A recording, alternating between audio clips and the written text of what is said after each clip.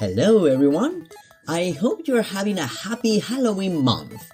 Personally, I'm getting a bit overwhelmed, but that's to be expected. There's a new chapter of True Colors coming up soon, and we are halfway through my own Inktober prompt list, and there's also a secret project that I'm working on with a tight deadline.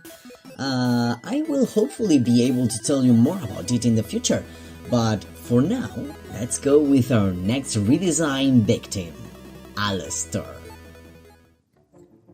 So, Alastor is a fan favorite. According to what Bipsy has said, she has been developing this character since high school, and it shows.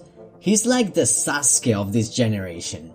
People love to fantasize about being the only ones who can get through his smile and see the true Alastor, stripped naked of his smile and utterly in love with insert your name. While I understand this, because we've all been through that phase with a character, right? I can't help but cringe at some things I've seen. I'm not exactly referring to writers or artists who show Alastor very out of character, you know, what with him being Arrow Ace, meaning he does not feel any sexual nor romantic attraction. So no, he would not use those tentacles in the way you hope he would in canon. What I mean is more similar to what happened when Avengers came out and everybody became obsessed with Thor and especially Loki, and then everybody and their grandma started posting stories and drawings and fantasies about how they could leave Mjolnir and they were the only ones who could keep the trickster god under control, and how they were torn between the love of the god of thunder and the god of mischief. Very profound, much Mary Sue. I feel like Alastor is that character now. Like everybody perceives him as the cool one and they want to feel a special connection to them.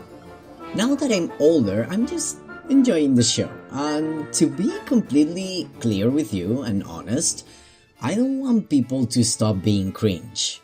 In fact, I hope one day I can create a character that evokes that same reaction in people. Like, imagine making up an OC that everybody falls in love with in such a way that they include them in their fantasies.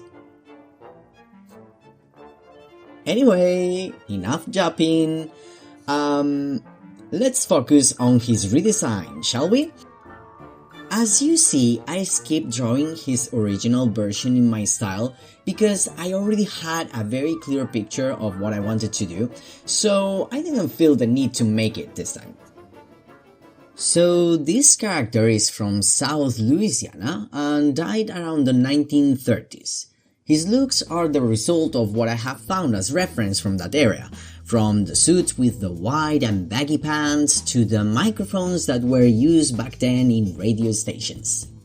About the mic, I changed it because while I was browsing some styles from back then, I saw one that kinda looked like it was smiling, you know? And I thought it would be a nice touch to also include a smile on his microphone because, as Alastor says, you are not fully dressed without a smile. So, of course, the mic also has to go fully dressed. Because I'm mostly working with what I know about the show, I don't know anything about his death or why he's a deer hybrid, but it's true that in the show he is very friendly with the cannibals, and we also see him eat some deer despite him being half one, so I have my own theories plus what some friends have told me to paint a picture in my head. Speaking of head, he also has a mark on his forehead that might just refer to his death, as in the killing shot. His haircut is also a reference to 1930s with some modifications because I noticed he usually hides that mark, so I assumed he's not exactly proud of the way he died.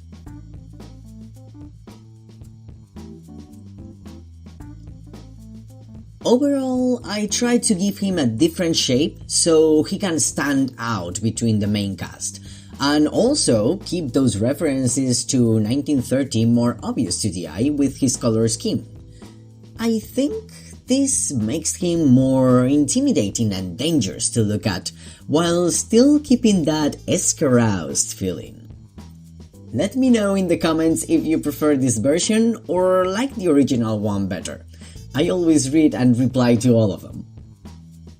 So we've reached the end of the video. I'm currently doing the month-long Inktober challenge using my own prompts with my own characters from my own webcomic True Colors. Although the comic itself is not scary, I like to think of these drawings as an alternative universe kind of sorts, where stuff happens. Episode 5 is already programmed to come out the 20th of this month on WEBTOON and a few hours earlier on Tapas. I also post updates and all Inktober drawings and reels, shorts, and stuff on my social media like TikTok, Instagram, and here on YouTube. So follow me for more content if you like, links in the description. Okay everyone, but oh, I almost forgot, there is also one hidden meme in this last episode of True Colors. So, come back when you read it and comment if you were able to find it when it comes out, of course. Have a nice day everyone, bye!